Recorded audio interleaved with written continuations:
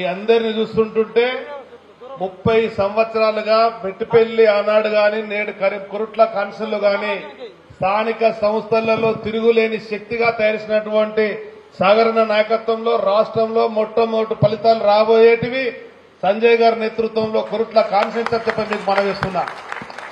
ఇంతకుముందు సోదరుడు నరేష్ సర్పంచ్ గారు అనుకుంటా ఒక మాట చెప్పిండు. దాదాపు 30 ఏళ్ళుగా రాజకీయాలలో ఉన్నారు, అనేక పథకాలు తెచ్చారు, అనేక కార్యక్రమాలు చేసిండ్రు, ముందు వేయాలని చెప్పని.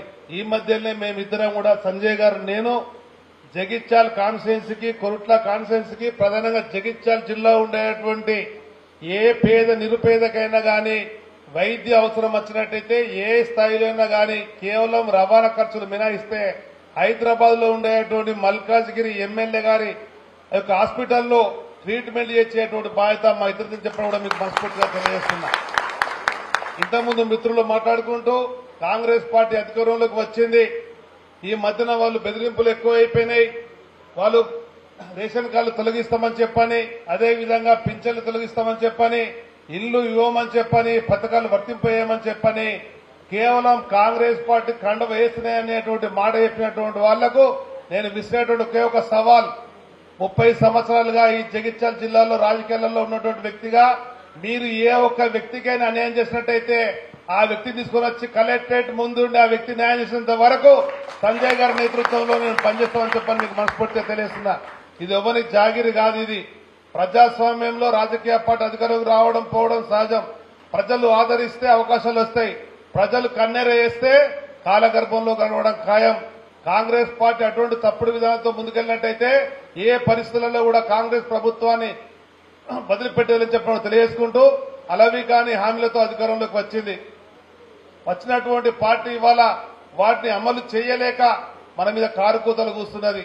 పెద్దలు కేసీఆర్ గారి మీద కేటీఆర్ గారి మీద అనేక మంది నాయకుల మీద తప్పుడు ఆరోపణలు వేస్తూ తప్పుడు పద్ధతుల్లో ముందుకెళ్తున్నా గానీ మన నాయకత్వం మొక్కవోని ధైర్యంతో ముందుకెళ్తున్నది.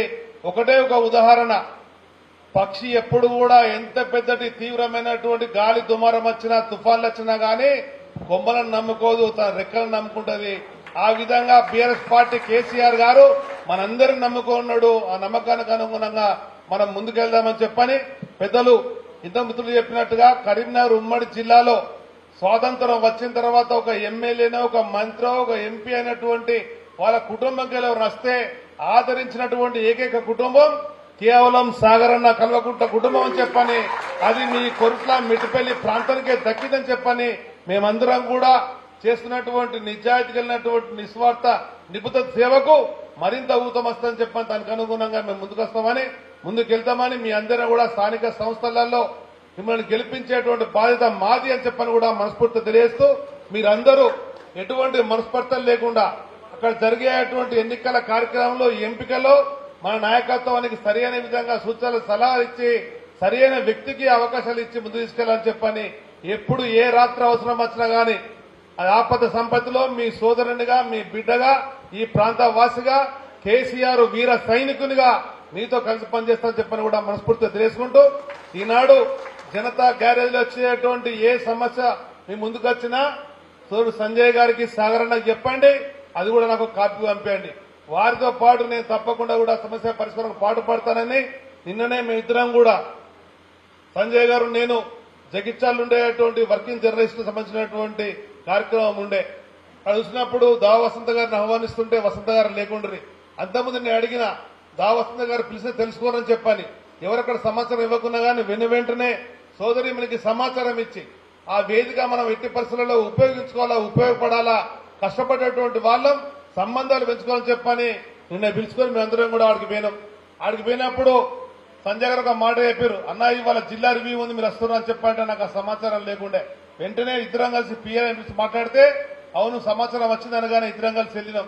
వెంటనే జగిత్యాల జిల్లాలో ఉండేటువంటి ప్రధాన సమస్యలన్నీ కూడా అక్కడ చర్చకు పెట్టి వాటిని ప్రభుత్వం ముందుకొచ్చే విధంగా కూడా మేము ఇద్దరం ఒప్పించిన విషయాన్ని కూడా మీకు తెలియజేస్తూ, అది ఉదాహరణకు జగిత్యాల్లో ఉండేటువంటి ఎస్కేఎన్ఆర్ డిగ్రీ కళాశాల 60 సంవత్సరాల ఉత్సవాలే గాని ఇక్కడ ఉండేటువంటి మన ఊరు మన బడి సంబంధించినటువంటి బిల్ల చెల్లింపులో జాప్యమే గాని నిర్మాణాలే గాని రహదారులే గాని వంతెనలే గాని టీటీడీ సంబంధించినటువంటి గతంలో సాగరణ మంత్రి చేసినటువంటి ఆ దేవాలయాల నిర్మాణాలే గాని అన్ని కూడా మాట్లాడినాం.